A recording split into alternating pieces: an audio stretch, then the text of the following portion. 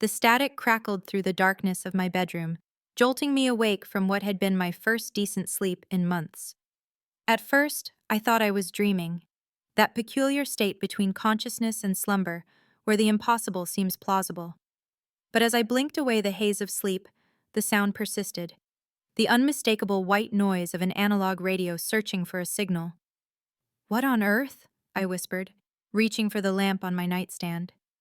The sudden light made me wince, but what I saw made my heart stop completely. In the corner of my bedroom sat George's old Philco radio, the vintage 1940s model he'd lovingly restored years ago. It hadn't worked since before his death 18 months earlier.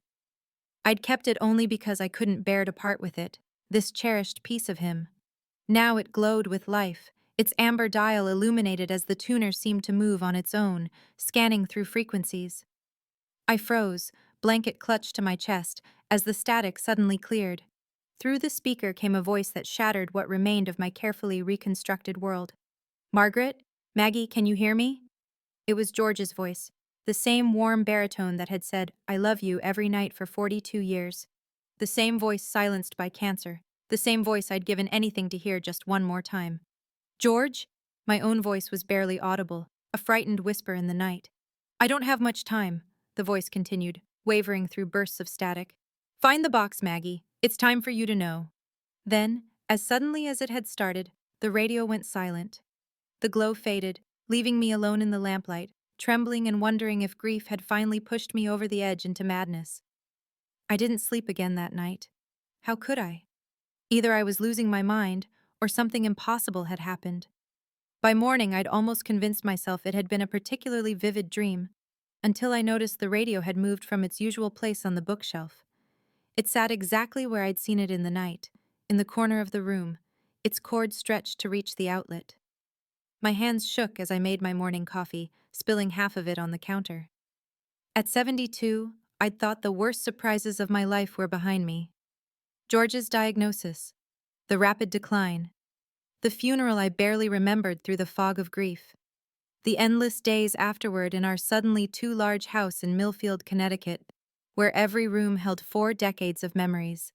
I'd been a high school English teacher before retirement, a woman who believed in logic and literature, not ghosts or voices from beyond. Yet here I was, jumping at every creak in our old colonial home, wondering if my late husband was trying to communicate from wherever he was. "Find the box," he'd said. But what box? In 42 years of marriage, we'd accumulated hundreds of boxes. Photo boxes, storage boxes, moving boxes we'd never fully unpacked from our last relocation 15 years ago.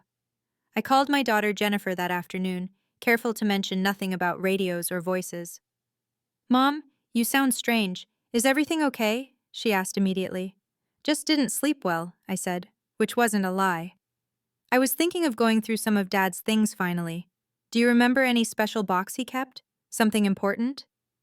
The pause on the line told me she was surprised. I'd resisted sorting through George's belongings, keeping his closet intact, his reading glasses still on his nightstand. "Well, there's his toolbox in the garage," she offered, "and those cigar boxes where he kept old coins. Oh, and that wooden box in his office, the one with the brass corners he never let anyone touch. Remember how he used to joke it contained state secrets?" My heart skipped. The wooden box. Of course. George had always kept it locked, tucked away on the top shelf of his office closet. Whenever I'd asked about it, he'd smile mysteriously and say, "Just old papers, Maggie girl, nothing for you to worry about." After hanging up with Jennifer, I went straight to his office, the small room off the living room that still smelled faintly of his pipe tobacco and the lemon oil he used on the desk. Standing on a step stool, I reached into the back of the closet's top shelf, feeling around until my fingers touched the cool wood. The box was heavier than I remembered, about the size of a thick textbook, with ornate brass corners just as Jennifer had described. I'd always respected George's privacy, never pressing when he clearly wanted to keep some things to himself. Now, I found myself staring at the small brass lock, wondering what secrets my husband of 4 decades had kept from me. I didn't have a key. George might have kept it on his keyring, which Jennifer had taken after the funeral, or it might be hidden somewhere in the house. But as I turned the box in my hands, I noticed something odd. a small indentation on the bottom, barely visible unless you were looking for it. Pressing my thumb against it, I heard a faint click. A false bottom. The lock was just for show. My hands trembled as I opened the box. Inside were stacks of letters bound with faded ribbon, old photographs I'd never seen before, and a small leather journal. But what caught my eye immediately was an envelope on top with my name written in George's distinctive handwriting. For Margaret, when the time comes. I sank into his office chair, the letter in my hand feeling impossibly heavy. For a long moment, I couldn't bring myself to open it. Whatever was inside had been important enough for George to hide away, important enough that he'd somehow, impossibly, reached beyond death to make sure I found it. Finally, I broke the seal and unfolded the pages. "My dearest Maggie," it began, "if you're reading this, then I'm gone, and somehow you found this box without my guidance. Or perhaps I found a way to guide you after all." The words blurred as tears filled my eyes. I could almost hear his voice reading the words, as though he were sitting across from me in his favorite leather chair. "There are things I never told you, Maggie. Not because I didn't trust you, but because I wanted to protect you. Before we met, before I became the man you knew, I was someone else entirely." The letter dropped from my trembling hands. Outside, thunder rumbled as an early spring storm rolled in, echoing the turmoil building inside me. Whatever was in this box was about to change everything I thought I knew about the man I'd loved for most of my life. The rain had started to fall by the time I gathered the courage to continue reading. George's letter was dated just 3 months before his diagnosis, as though he'd sensed his time was growing short. "I was born George Miller, not George Mitchell," the letter continued. "I changed my name in 1967 before we met. The man you married had already lived an entire life you knew nothing about." I set the letter down, trying to process this revelation. George Miller. A stranger's name belonging to the man whose snoring had lulled me to sleep for decades, whose favorite breakfast I could prepare with my eyes closed, whose body I knew as well as my own. The letter explained that in his early 20s, before our paths crossed at that teachers' conference in Boston, George had worked for the government, not as the junior accountant he'd always claimed, but in a capacity he still seemed reluctant to name explicitly, even in this posthumous confession. "The work I did wasn't always honorable, Maggie," he wrote. "I was young, patriotic, and convinced the ends justified the means. By 1967, I knew too much, had seen too much. When I tried to walk away, certain people made it clear that wasn't an option. I thought back to our early years together, how jumpy George had sometimes been, how he'd insisted on apartments with multiple exits, how he'd scan every restaurant before sitting down.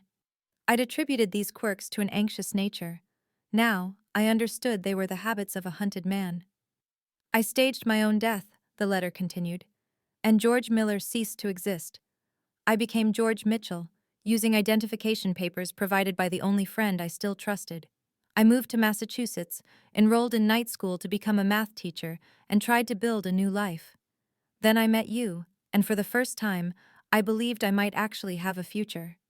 My hands shook so badly I had to set the pages down. 42 years of marriage, and I'd never known my husband's real name. I'd built a life with a man who had constructed an entire identity from nothing. The next part of the letter was harder to read, not just emotionally but literally. George's usually neat handwriting had become agitated, the pen pressing deeply into the paper. "I thought it was over, Maggie. For decades I believed we were safe, but 3 months ago I received a phone call. A man I once knew, someone who should be long dead, found me. He said things are changing, old files being declassified, questions being asked about operations from that era. He warned me that my past might not stay buried much longer." Thunder cracked outside, closer now, making me jump. The old house creaked and settled around me as the storm intensified, matching the tempest building in my chest. "In this box," George wrote, "you'll find everything I know. Names, dates, photographs, evidence of things that powerful people still want to keep hidden. It's my insurance policy, Maggie. As long as these documents exist, they can't simply make me, or now you, disappear without consequences." Insurance policy. The phrase sent a chill through me. What had my quiet, gentle math teacher husband been involved in that would require insurance after all these years? I never told you because I wanted you to be genuinely ignorant if anyone ever came asking questions. Your confusion and shock needed to be real. I'm sorry for the deception, Maggie. Sorrier than you can know. But I'm not sorry for the life we built. Every moment with you and Jennifer has been real. The only real thing in a life built on lies. I set the letter aside and pulled the leather journal from the box. Inside were dates, code names, locations, all meaningless to me, yet recorded with meticulous care. Beneath it were photographs. A much younger George in a military uniform I didn't recognize. George with a group of stern-looking men in suits. George shaking hands with someone whose face had been carefully cut out of the picture. The final page of George's letter was the most disturbing. If anything strange happens, if anyone starts asking about me, or if you ever feel unsafe, there's one person you can trust. His name is Daniel Farrow, and he lives in Providence. His number is hidden in our wedding album. Look for the photo of us cutting the cake, and you'll find it written on the back. He's the friend who helped me disappear once. He can do the same for you if necessary. The letter ended with a desperate plea. I hope you never need to read this, that I find the courage to tell you everything myself before the end. But if I've failed in that, please know that every I love you, every kiss, every moment of our life together was genuine. You are the best thing that ever happened to me, Margaret Mitchell. Forgive me for not being the man you thought I married. With all my love, now and always, George. I sat in the growing darkness of his office, listening to the rain lash against the windows. The man I'd mourned for 18 months was not the man I thought I knew. The foundation of our entire life together had been built on a fundamental lie. Yet, hadn't I known the real George? The man who cried when Jennifer was born, who taught generations of students with patience and humor, who could fix anything mechanical but always burned the toast? The man who held me through my mother's death and my breast cancer scare, who knew exactly when to talk and when to simply hold my hand? The radio in the bedroom suddenly crackled to life again, the sound carrying down the hallway. My heart pounding, I made my way toward it, drawn like a moth to flame. George, I called out, feeling foolish and desperate all at once. The static cleared momentarily. They're coming, Maggie, his voice said, distant and urgent. You need to. The rest was lost in a burst of white noise before the radio went silent again. I stood frozen, my mind racing. Was I hallucinating? Having some sort of breakdown? Or was something truly impossible happening? Before I could decide, headlights swept across the living room walls as a car pulled into my driveway. At 8 o'clock on a stormy night, I wasn't expecting visitors. Through the rain-streaked window, I could make out a black sedan, nondescript except for its government plates. Two men in dark raincoats emerged, hurrying toward my front porch. The doorbell rang, an ordinary sound that now seemed ominous in the context of George's letter. I stood in the hallway, the letter clutched in my hand, faced with an impossible choice. I could answer the door, pretend I knew nothing, hope that these men were here on some benign errand, or I could trust the warning from a voice that couldn't possibly be real, from a husband who had already deceived me for our entire marriage. The doorbell rang again, more insistent this time. Through the decorative glass panels, I could see the silhouettes of the men waiting. One of them raised his hand to knock. In that moment, I made my decision. Quickly, I returned to George's office, gathering the box and its contents. I slipped out the back door into the pouring rain, George's letter tucked inside my sweater, the box under my arm. The garage was separate from the house, accessible without being seen from the front porch. My old Honda started on the first try, reliable, just like always. As I backed down the driveway that ran along the side of the house, I saw the men at my front door turn in surprise. One of them started toward me, his hand reaching inside his coat. I didn't wait to see what he was reaching for. I pulled onto Maple Street and drove away from the home where I'd lived for 15 years, away from the life I'd built with a man I now realized I hadn't fully known. The rain made driving treacherous, but it also made me harder to follow. I took random turns through Millfield's quiet streets, watching my rearview mirror for headlights that might be pursuing me. My mind raced faster than the windshield wipers could clear the glass. Where could I go? Not to Jennifer's. I wouldn't put her and the grandchildren at risk, not to any friend who might be an obvious choice for someone looking for me. Daniel Farrow, the name from George's letter, the man in Providence who had helped him disappear once before. I needed our wedding album, which was still at the house. But I couldn't go back there now. I needed to think, to find a safe place to regroup and figure out my next move. The motel on the outskirts of town was the kind of place that didn't ask questions as long as you paid cash. The night clerk barely looked up from his phone as I checked in under my maiden name, Margaret Collins. The room was clean enough, if dated, with floral wallpaper that might have been fashionable when George and I were newlyweds. Sitting on the edge of the bed, I finally allowed myself to fall apart. The sobs came from somewhere deep and primal, tears for the husband I'd lost twice, once to death, and now to the revelation that he had never been who I thought he was. When the storm of emotion passed, I opened George's box again, methodically going through its contents. The journal contained what looked like code names and locations, most meaningless to me. The photographs showed a younger George in various settings, some military, others more covert. In one, he stood on the steps of what looked like a Latin American government building. In another, he was dressed as a laborer, standing near a shipyard. What had he done in his former life? What kind of operations had he been part of that would still matter decades later? The George the Fnu volunteered at the animal shelter and cried at sad movies.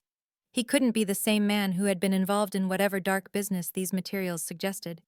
Yet the evidence was in my hands. And something, or someone, had warned me through that radio just in time. The radio. The impossibility of it all hit me again.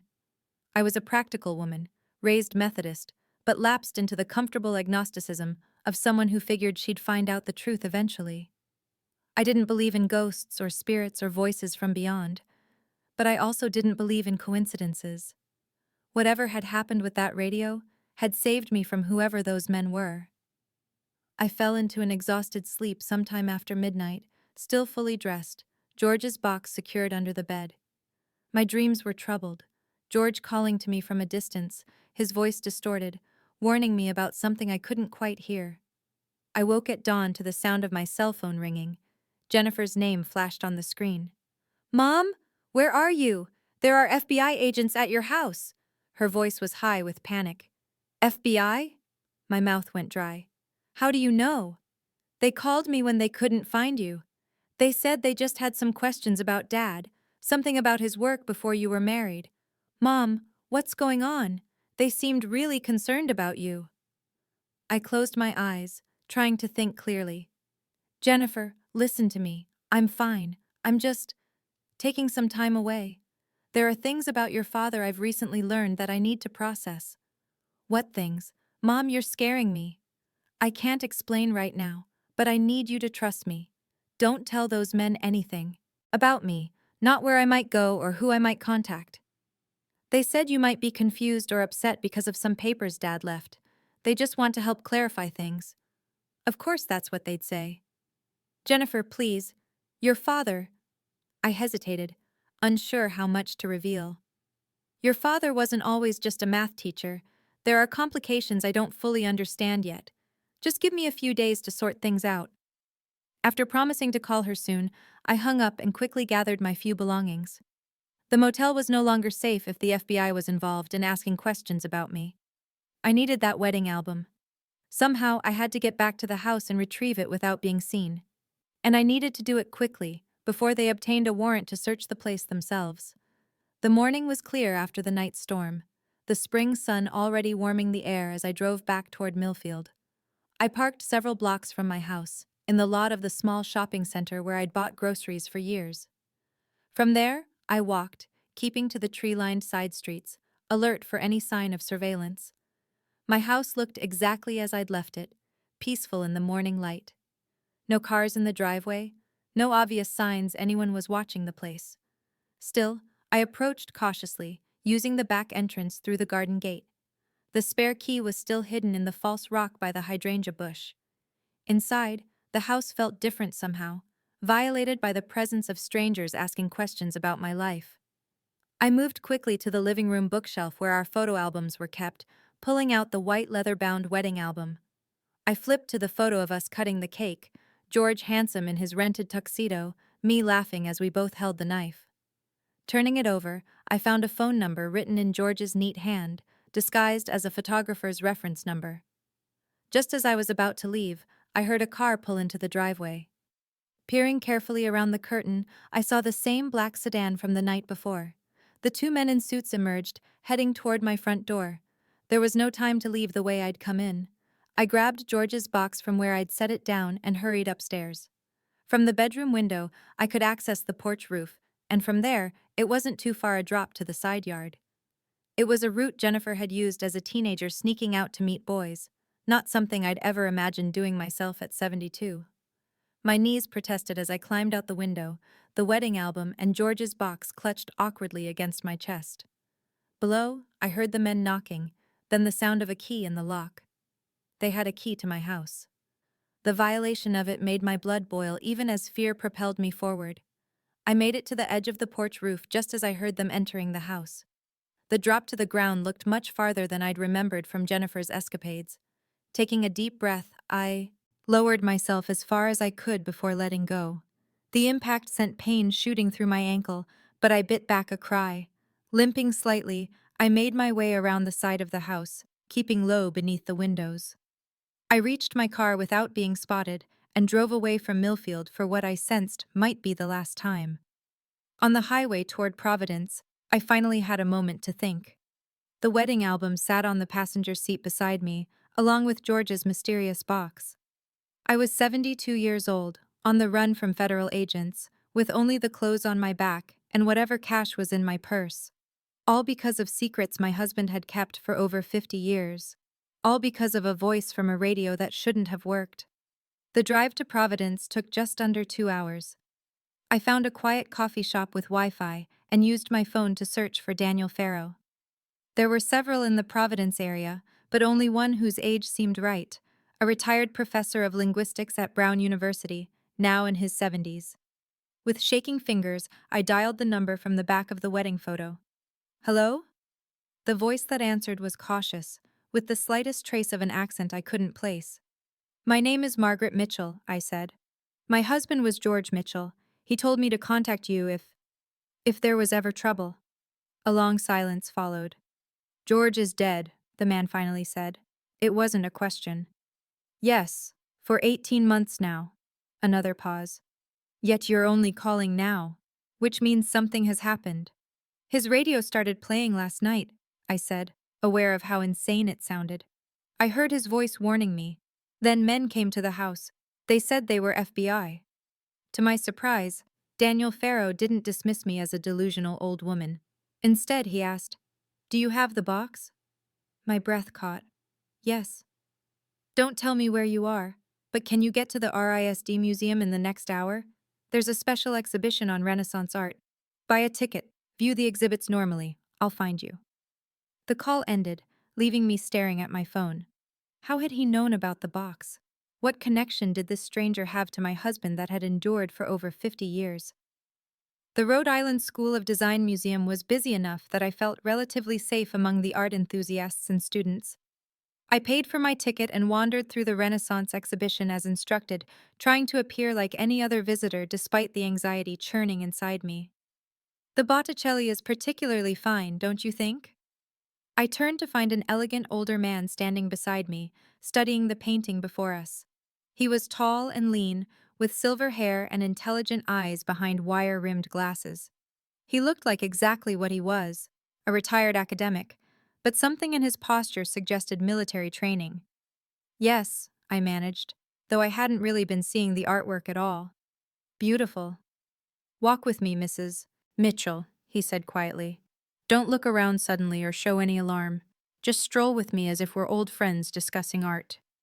We moved through the gallery at a leisurely pace. To anyone watching, we would appear to be two seniors enjoying the exhibition, perhaps on a date. "You look just like your photographs," Daniel Farrow said. "George showed me pictures of you and Jennifer over the years." The revelation startled me. "He kept in touch with you? All this time?" "Christmas cards, mostly. Always sent to a P.O. box, always with no return address. Sometimes with a coded message if he needed to communicate something. George was careful, but he was sentimental. He couldn't bear to sever all ties to his past." We reached a quiet corner of the museum, a small gallery where we were momentarily alone. The men who came to your house, Daniel said. Did they identify themselves specifically as FBI? I thought back. They didn't have a chance. I saw their car and left before they reached the door. Jennifer said they told her they were FBI when they called her looking for me. Daniel's expression darkened. Real FBI agents would have shown credentials immediately. And they generally don't operate in pairs like that, dressed identically. I think you were right to run. Who are they then? That depends on what's in the box, and what George was involved in before he became the man you knew. I studied Daniel Farrow's face, searching for any resemblance to the stern men in the photographs with the young George. You helped him disappear. You gave him his new identity. A slight smile. George was a good man caught in a bad situation. He wanted out, and I helped him find a way. What did he tell you in his letter? That he worked for the government, that he knew things powerful people wanted to keep hidden, that his real name was George Miller. Daniel nodded. George was recruited out of college for his mathematical abilities. This was the early 1960s, the height of the Cold War. He was assigned to a special projects division that officially didn't exist. What kind of special projects? Daniel glanced around the empty gallery. The kind that violated international law and every ethical principle. The kind that would still cause diplomatic incidents and congressional investigations if fully exposed today. A chill ran through me. My George? The high school math teacher who couldn't bear to kill spiders in the bathtub? The very same. What he saw and what he was asked to participate in changed him profoundly. By 1967, he wanted out, but he knew too much. When he threatened to go public, certain people made it clear he wouldn't live to testify. The gallery suddenly felt too exposed. We shouldn't stay in one place too long, I said, surprising myself with my newfound paranoia. Daniel looked impressed. You're catching on quickly. Let's move. As we walked toward another exhibition, he continued quietly. I was George's handler for a time. I recognized the moral crisis he was experiencing because I was going through the same thing. Together, we planned his exit. A boating accident off the coast of Maine, a body that was never recovered, a new identity waiting in Massachusetts. And you? Did you disappear too? Not then. I stayed in, working to dismantle the program from within. It took years, but eventually, those particular operations were shut down. By then, George Mitchell was happily married with a young daughter, teaching math in Connecticut. I saw no reason to disrupt his new life. We paused before a large medieval tapestry, its intricate scenes of battle and courtly life faded with age. The problem, Daniel continued, is that nothing stays buried forever. There's been renewed interest in operations from that era. Files are being declassified, survivors are talking, and George kept evidence, that box you're carrying, which makes you a target. But why now? George has been dead for over a year. My guess? Someone connected to those old operations is seeking higher office or a sensitive appointment. The vetting process is turning up old connections they'd rather keep hidden, or perhaps there's a journalist or historian getting too close to the truth. It was overwhelming, like being dropped into a spy novel at my age. What am I supposed to do? I can't keep running forever. I have a daughter, grandchildren. Daniel's expression softened. No, you can't run forever. But you can use what George left you as leverage. Insurance, as he probably called it. That's exactly what he called it. Then let's find somewhere more private to examine exactly what insurance policy George left behind. Daniel's apartment was in a secure building near the university, sparsely furnished but comfortable.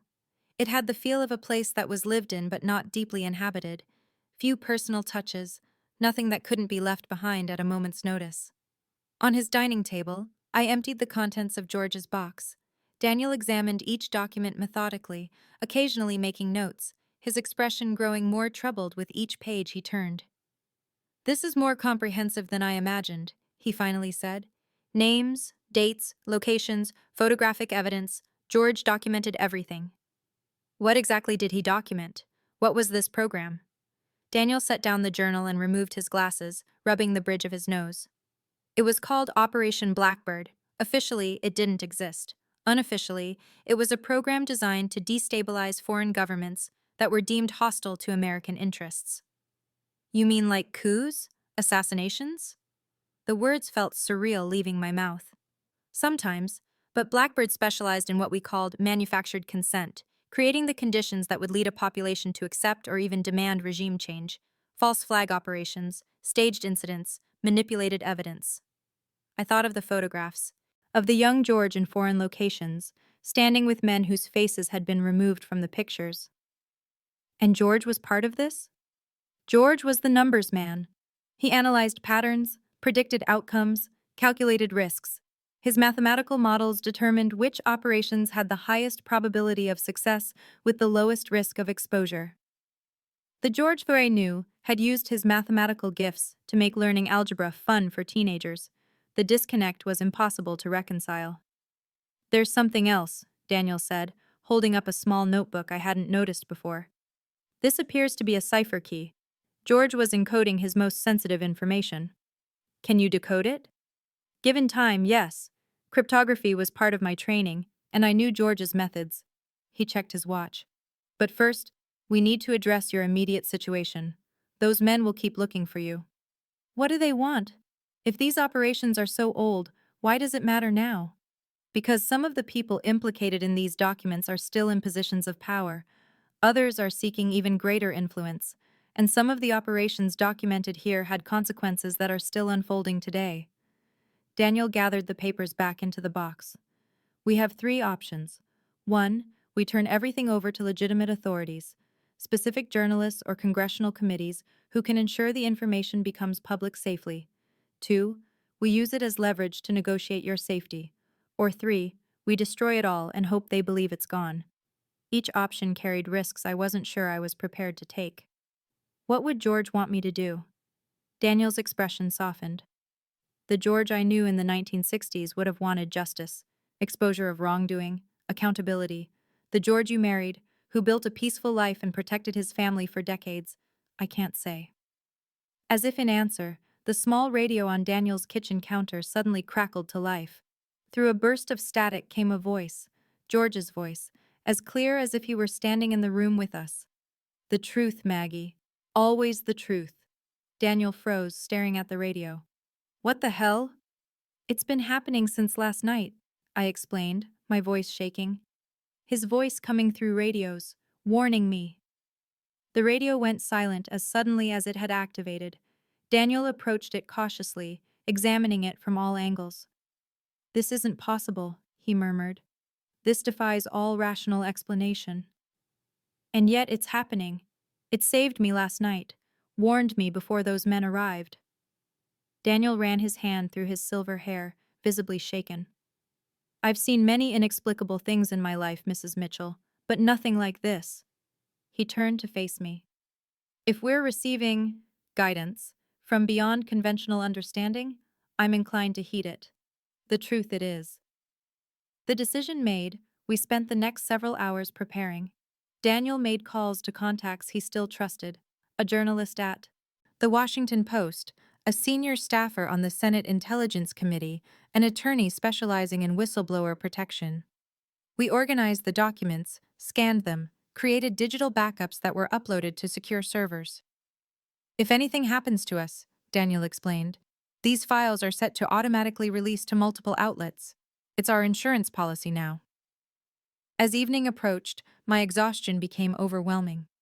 Daniel showed me to his spare bedroom, a monastic space with a single bed and empty bookshelves. "Rest," he said. "Tomorrow we meet with the journalist. After that, your part in this can be over if you choose." Sleep came surprisingly easily, perhaps because it was the first time in 24 hours I wasn't alone with my fears. In my dreams, George came to me, not the frail man consumed by cancer in his final days, but the robust, laughing George of our middle years, with salt and pepper hair and laugh lines around his eyes. "I'm sorry, Maggie girl," he said in the dream. "Sorry for the secrets. Sorry for the danger I've put you in." "Was any of it real?" I asked him. "Our life together?" "Every moment," Dream George assured me, taking my hands in his. "Every laugh, every tear, every ordinary Tuesday evening. That was the real me. The me I became because of you." I woke with tears on my cheeks, but a strange sense of peace in my heart. Whatever George had done before we met, whatever secrets he had kept, the life we had built together had been genuine. The love had been real. The morning brought a sense of purpose. Daniel and I were to meet the Washington Post journalist at a public library in Boston, neutral ground where a meeting would not attract attention. We packed George's documents carefully, keeping only copies with us while the originals remained secured in Daniel's apartment. As we prepared to leave, Daniel's phone rang. His expression darkened as he listened to the caller. "Change of plans," he said after hanging up. "My contact says there's unusual activity around the library. They may have anticipated our move. How could they know? Electronic surveillance, perhaps, or someone I trusted isn't trustworthy after all." He moved quickly around the apartment, gathering essentials. "We need to leave Providence immediately. I have a safe house in Vermont where we can regroup." We took Daniel's car, leaving mine parked at his building. As we drove north out of the city, I noticed him checking the rearview mirror frequently. "Are we being followed?" I asked.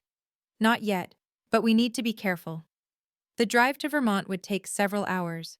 As we left the city behind for the rolling countryside of northern New England, I found myself studying Daniel's profile. This man had known my husband in a way I never had shared secrets with him that George had kept from me for our entire marriage. "Tell me about the George you knew," I said, "before he became my George." Daniel kept his eyes on the road, but a small smile played at the corners of his mouth. "He was brilliant, of course, quiet, observant. He had a moral center that was unusual in our line of work, always questioning, always concerned with the human impact of our operations." "That sounds like my George." "He talked about you constantly after you met. I received exactly 3 communications from him that first year after he disappeared. All 3 mentioned the remarkable English teacher he'd met who laughed at his terrible math jokes. Despite everything, I found myself smiling. They were terrible, but he was so earnest about them. He was afraid, not of being caught. By then we'd created a solid enough identity that detection was unlikely. No, he was afraid you wouldn't love him if you knew the truth about his past." "I would have," I said softly. "I loved him enough to understand why he'd want to leave that life behind." The Vermont landscape grew more mountainous as we continued north. Daniel turned onto increasingly smaller roads, eventually taking a gravel track that wound up into dense forest. The safe house was a rustic cabin, well-maintained but isolated, with solar panels on the roof and a generator around back. "Off the grid," Daniel explained as he unlocked the door. "No electronic footprint. We should be secure here while we make new arrangements." The cabin was basic but comfortable, with a stone fireplace, solid furniture, and a well-stocked pantry. As Daniel secured the perimeter, checking sight lines and setting up what he called early warning systems, I found myself drawn to the old ham radio set up in one corner. "Does this work?" I asked when he returned. "It should. I maintain it for emergencies." He gave me a curious look. "Are you thinking your husband might try to contact us that way?" I don't know what to think anymore. I was raised to believe in a rational world where the dead stay dead and radios don't transmit voices from beyond. But after the past 2 days, Daniel nodded thoughtfully. "In my work, I've encountered phenomena that defied conventional explanation. Indigenous practices that Western science dismisses as superstition, but that demonstrated measurable effects. Coincidences too precise to be random. I've learned to keep an open mind." That evening, as darkness settled over the mountains, we sat by the fireplace reviewing our next steps. The journalist would now come to a location near the cabin tomorrow. The documents were ready. After that, as Daniel had said, my part could be over if I chose. But would it ever really be over? Could I go back to my quiet life in Millfield after learning that my husband had been involved in covert operations that had shaped world events? After being pursued by men who saw me as a threat because of what I might know? More importantly, could I go back to being the Margaret Mitchell who had lived a pleasant, ordinary life, now that I knew I was capable of evading federal agents, going on the run, and participating in what amounted to a major intelligence leak?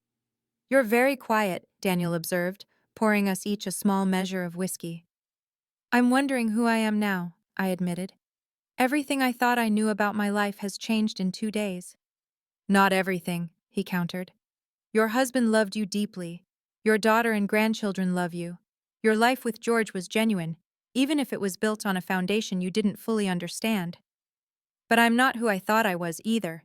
The Margaret Mitchell who taught The Great Gatsby to high school juniors for 30 years wouldn't be sitting in a remote cabin with classified documents and a fugitive spy. Daniel smiled.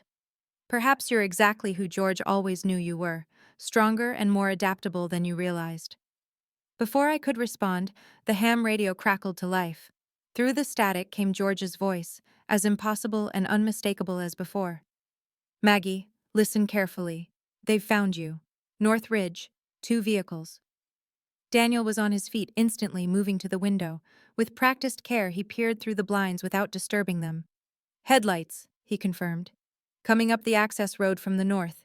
How the hell did they find us? There was no time to wonder. Daniel moved with the efficiency of someone reverting to long-ingrained training.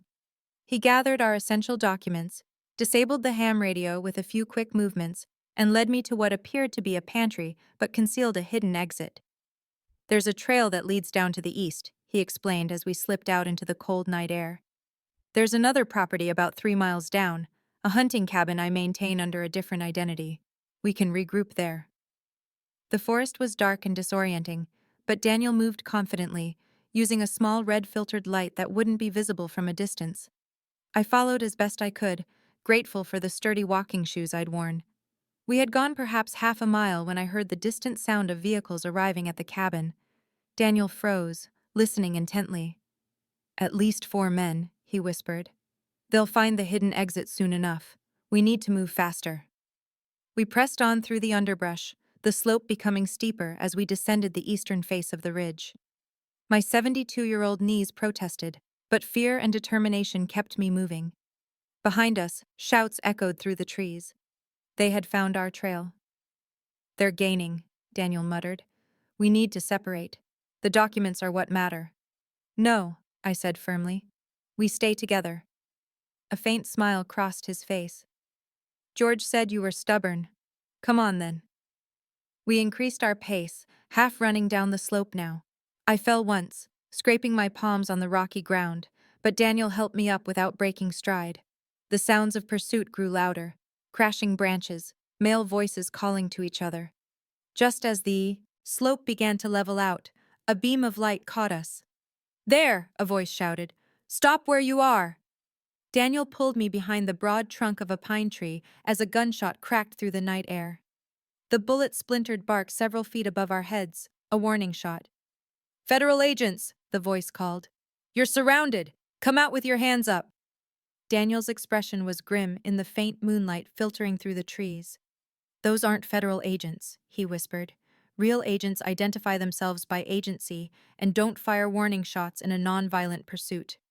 What do we do? My heart was pounding so hard I could barely hear over its roar in my ears. Daniel reached into his jacket and pulled out a small pistol I hadn't known he was carrying.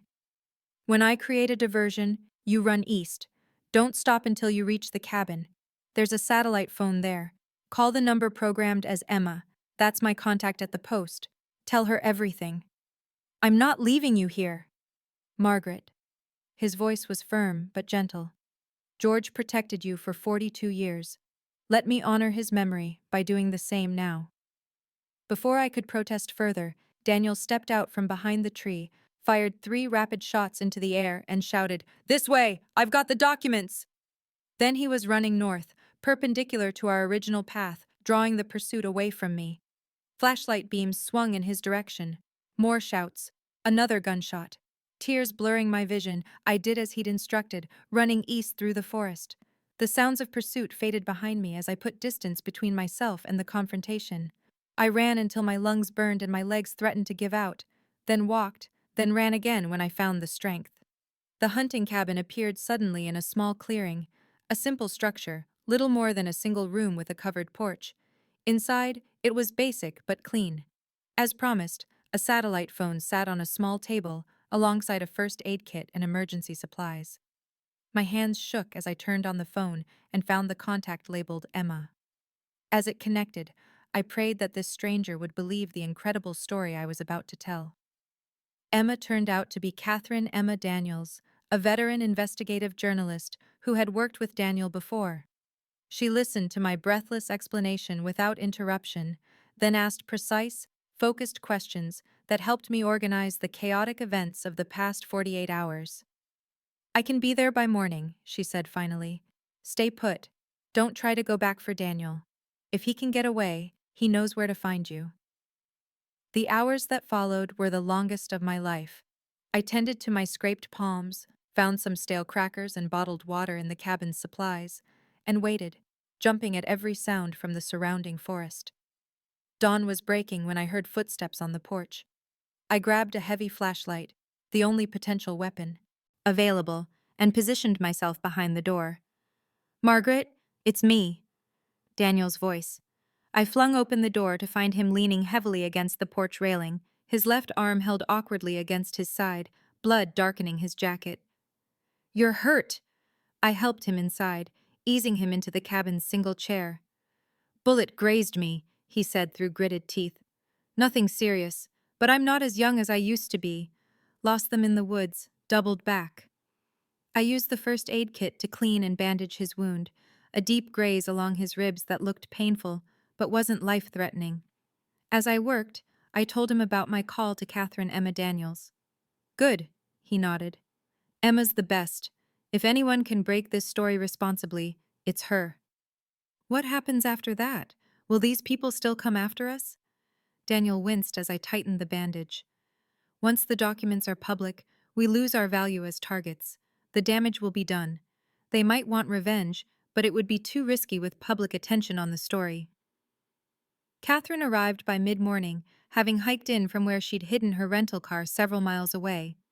She was younger than I expected, perhaps in her early 40s, with alert eyes and a no-nonsense manner.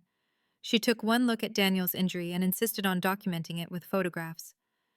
"Evidence of the lengths they'll go to suppress this story," she explained, examining the documents we'd brought. "This is explosive material. Names, dates, operational details. It connects dots that investigators have been trying to connect for decades." "Will you be able to publish it safely?" I asked. "The Post has protocols for this kind of material. Legal review, security measures for everyone involved, coordination with specific congressional offices so they're prepared to act when it breaks." She looked up from the documents. "But both of you will need to go on the record. Your testimony gives this context and credibility." Daniel nodded. "I've been preparing for this possibility for years. I'm ready." Catherine turned to me. "Mrs. Mitchell, this will mean public exposure. Your life, your husband's double life, all of it will become public knowledge." The thought was daunting. My private grief, George's secrets, our family's story, all laid bare for public consumption. Jennifer and the grandchildren would learn about George's past from news reports rather than from me. Yet what was the alternative? Continuing to run? Looking over my shoulder for the rest of my life? Allowing the powerful people implicated in these documents to escape accountability yet again? "I'll do it," I said. "For George. For the truth." The next week passed in a blur of safe houses, legal consultations, and detailed interviews.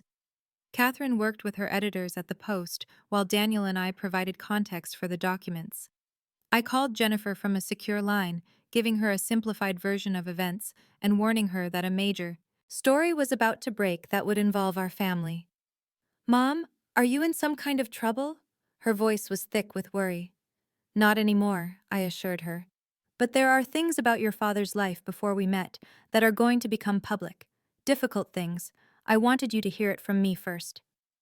I explained as gently as I could about George's real identity, his work for the government, and his decision to start a new life. I omitted the more disturbing details of Operation Blackbird, but prepared her for the fact that her father would be described as a government operative involved in classified activities. "Dad? Our dad?"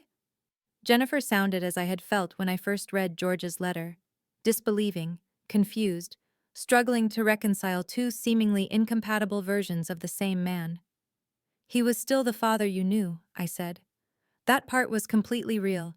He just had a past he kept hidden to protect us." The story broke on a Sunday, with a front-page headline that read, "Operation Blackbird, Decades of Covert Action Exposed by Whistleblowers." The article detailed the program's activities across Latin America, Asia, and Africa, from 1962 to 1967, naming senior officials who had authorized illegal operations and documenting their consequences. Governments toppled, leaders assassinated, populations manipulated through manufactured crises. George's role was described factually but sympathetically. A young mathematician recruited for his analytical skills who eventually grew disillusioned and walked away, faking his death to escape. Daniel's longer involvement and eventual efforts to dismantle the program from within were presented as a counterpoint. My part in the story was minimal, focused on finding George's documents after his death and the recent attempts to silence me. Catherine had respected my privacy while still conveying the human drama of a widow discovering her husband's secret past. The reaction was immediate and overwhelming. Congressional leaders called for investigations. Former officials issued denials. Journalists from other outlets scrambled to confirm details and expand on the story. Within days, the first resignations came from current officials with ties to Operation Blackbird. Through it all, I remained in protective custody, moved between secure locations as threats were assessed. Daniel recovered from his injury and worked closely with congressional investigators, filling in details that weren't in the documents. A month after the story broke, I was finally able to return to Millfield. My house had been thoroughly searched, legal warrants this time, from legitimate FBI agents investigating the men who had impersonated federal officers, but was now clear for my return. Jennifer met me there, having driven up from her home in Massachusetts. She looked tired but resolute as she helped me carry my few belongings inside. "The neighbors have been talking nonstop," she said. "Mrs. Abernathy next door told everyone she always thought Dad had mysterious depths." Despite everything, I laughed. "Mrs. Abernathy thinks the mail carrier is a Russian spy." We moved through the house together, noting the subtle signs of the search: books not quite back in their original positions, cushions not perfectly placed. In George's office, his desk had been thoroughly examined, drawers left slightly open. "Does it feel like home still?" Jennifer asked as we stood in the living room. I looked around at the space where George and I had built our life together, the sofa where we'd watched countless movies, the dining table where we'd hosted Thanksgiving dinners, the wall of family photographs chronicling our years together. "It does," I said, somewhat surprised to find it true. "This is still where we lived and loved. Nothing can change that." That night, after Jennifer left to drive back to her family, I sat alone in the bedroom George and I had shared for 15 years. The old Philco radio still sat in the corner where it had been on that first night when his voice had come through the static. "Are you still there, George?" I asked softly. "Was it really you somehow warning me? Or just my subconscious processing what I'd found in your letter?" The radio remained silent. No static, no impossible voice from beyond. Perhaps whatever connection had allowed George to reach through had served its purpose and closed again. Or perhaps it had been something else entirely, something science couldn't explain, but that had been real nonetheless. I placed my hand on the radio's wooden cabinet, feeling its smooth surface, worn by decades of use and care. "I understand why you kept your secrets," I said to the empty room. "I understand why you became George Mitchell and left George Miller behind. I'm not angry anymore." In the months that followed, life developed a new normal. The media attention gradually faded as newer scandals took precedence. The congressional investigation continued, but my part in it was done. Daniel testified extensively and was eventually granted formal immunity for his role in exposing the program. I declined most interview requests, but did agree to meet with a respected historian documenting the era, wanting to ensure that George's full story, both his early involvement and his later redemption, was accurately recorded. Jennifer and I grew closer through the shared experience of redefining our understanding of George. Together, we went through his remaining possessions, finding new meaning in ordinary items: his collection of math puzzles, his meticulously organized tool set, his habit of writing little notes to himself that we found tucked into books and drawers. "He was always so careful with measurements when he built things," Jennifer remarked as we sorted through his workshop. "I used to think it was just Dad being Dad, but now I wonder if it was part of his training." "I think it was both," I said. "The skills might have come from his earlier life, but the care he took, that was just who he was at heart." 1 year after the Blackbird revelations, I received an invitation from Brown University. Daniel Farrow was giving a public lecture on ethical dilemmas in intelligence work, and had asked if I would attend. It would be the first time we'd seen each other since the story broke. The lecture hall was packed with students and faculty. Daniel, now somewhat of a public figure, spoke eloquently about the moral complexities faced by those in intelligence work, the tension between national security and ethical boundaries, and the personal cost of keeping secrets. During the question and answer session, a young woman asked, "Do you regret your involvement in these operations, given what we now know about their consequences?" Daniel was silent for a moment. "I regret much of what we did," he finally said. "But I don't regret staying in the system long enough to help dismantle it from within. And I don't regret helping my friend George Miller become George Mitchell." His eyes found mine in the audience. Because that decision led to 42 years of happiness for two people who deserved it, and a second life that in many ways redeemed the first. Afterward, we had coffee in the university cafe, two old spies, as he jokingly called us, watching students rush between classes.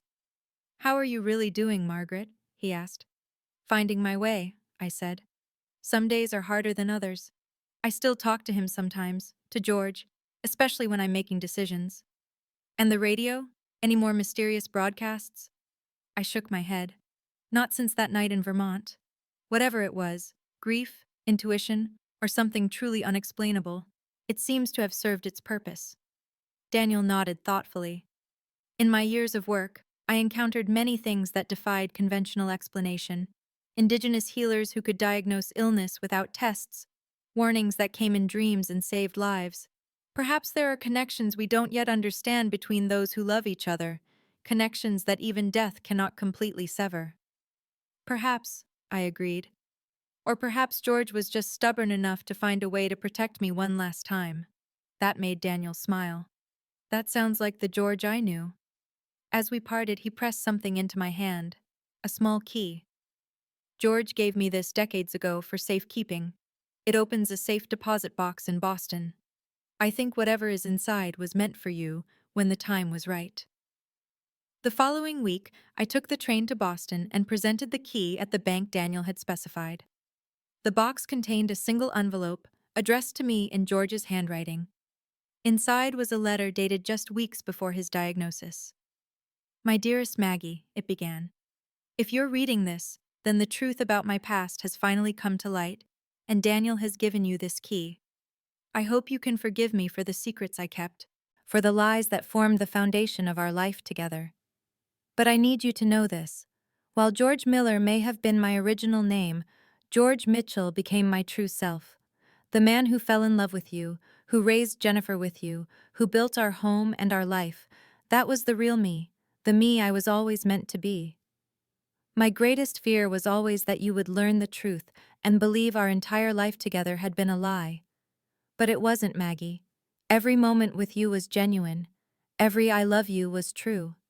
You didn't love a fiction, you loved me, and helped me become better than I ever thought I could be. Whatever happens now, however my name and actions are recorded in history, know that the life we shared was real, and it was the greatest privilege of my existence. All my love, eternally, George." I stood in the privacy booth of the bank, tears streaming down my face, feeling both the grief of loss and the comfort of confirmation. The man I had loved had been real. The life we had shared had been genuine. The secrets he had kept were separate from the truth of our connection. 2 years after the Blackbird revelations, I finally felt ready to sell our house in Millfield. Too many neighbors still looked at me with that mixture of curiosity and wariness. Too many local conversations still stopped when I entered a room. It was time for a fresh start. I found a small cottage near Jennifer's family in Massachusetts, close enough to see my grandchildren regularly, but with enough space to maintain my independence. As I packed up 40 years of accumulated life, I came across George's old Philco radio, still sitting silently in our bedroom. For a moment, I considered leaving it behind, this relic of a night that had changed everything. But something made me wrap it carefully in bubble wrap and mark the box, "Bedroom, important." My new cottage had a small sunroom that became my favorite spot for morning coffee and evening reading.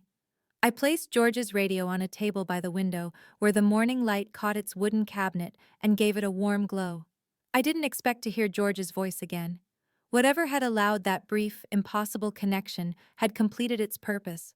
But sometimes, when the house was quiet and my thoughts were turned toward memory, I would rest my hand on the radio's wooden case and feel a sense of peace that transcended explanation. The historian who had interviewed me about George eventually published his book, Shadow Operations: The Untold History of Cold War Covert Actions. He sent me a copy with a kind inscription thanking me for helping ensure that both sides of George's story were told, his early involvement and his later redemption. The book included a photograph I had provided, not of the young operative George Miller, but of the middle-aged math teacher George Mitchell, surrounded by his students after they won a state mathematics competition. His face was alight with genuine pride and joy, his arm around Jennifer, who had been part of the winning team. While historians will debate the morality of Miller's early actions, the caption read, there is no question that as George Mitchell, he positively influenced hundreds of young lives through his teaching, his mentorship, and his quiet example of integrity.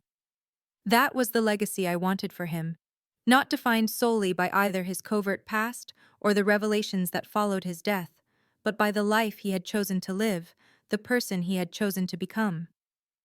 On what would have been our 45th wedding anniversary, I visited the small cemetery where George was buried. I had replaced his original headstone with a new one that read, George Miller, Mitchell beloved husband, father, teacher. The truth shall set you free. I placed white roses, his favorite, on the grave and sat on the small bench nearby. Well, George, I said softly, the truth is out, for better or worse. Your secrets have changed lives, toppled careers, started investigations that are still ongoing. A gentle breeze stirred the leaves of the oak tree shading his grave. But that's not what matters most to me, I continued. What matters is that I know now, with absolute certainty, that the man I loved was real.